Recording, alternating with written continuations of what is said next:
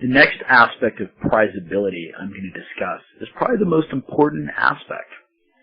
And I'd say if you get this aspect down, your success with women is going to soar. But I'm not just going to tell you what it is outright. I'm going to build up to it through a story. Years ago, I was traveling in Brazil with a bunch of buddies of mine. And as our trip came to a close, a buddy of mine and I decided, you know what, we don't want to go back to the States. So we ended up going to Costa Rica on a whim. Knew nothing about it. Landed in the capital, San Jose. Told our cab driver to take us to the nearest hotel. He took us to the Hotel Del Rey. Seemed like a really nice hotel. Put our bags in our hotel room. Went down to the hotel bar. I think I ordered like a rum and coke or something. Started bantering with these girls. And after a little bit, one of the girls said to me, "Te gusta?" And I said, "Me gusta?" And she said, "How much you pay for me?" And I thought to myself, how much am I willing to pay her? And then I came to my senses and realized that I'm too cheap to pay for sex, and sex is too readily available in Costa Rica. But I found it fascinating that she almost sucked me into her reality. And as our trip progressed, I talked to a lot of guys who'd had similar situations, except they ended up getting suckered into paying for sex. These guys claimed that from the get-go they had never intended to pay these women for sex, but somehow they got sucked into it. And maybe this is bullshit. Maybe they did intend to sleep with these women from the get-go. They intended to pay them money. I don't know. But I did know that these girls were up to something. I figured out what it was.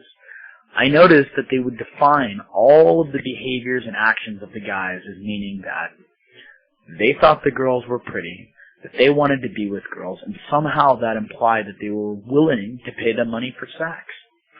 I thought this was brilliant.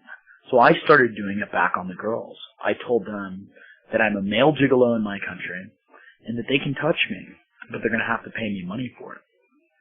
And to say the least, some really interesting things happened that I'm not going to get into in this course. But what I discovered from this trip is that in every male-female interaction, all of the guys' behaviors and actions, all of the girls' behaviors and actions, have an underlying meaning to them. And this is what I call a frame. And that in every male-female interaction, there's an overall underlying meaning to the interaction. And that's what I call the metaframe. The metaframe is kind of like the big frame that all the small frames fit inside of.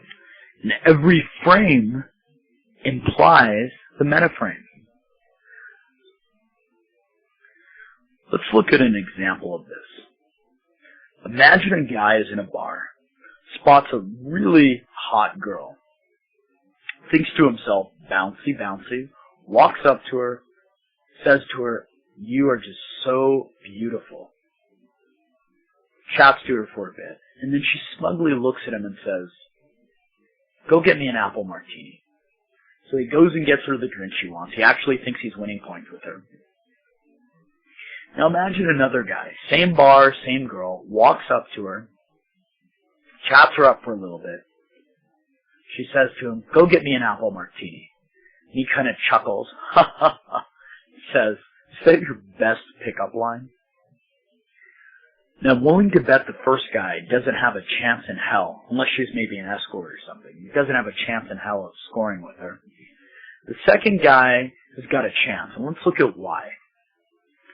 But the first guy rewarding her bad behavior by him getting her a drink, he's setting the frame that he's no better than a battered woman.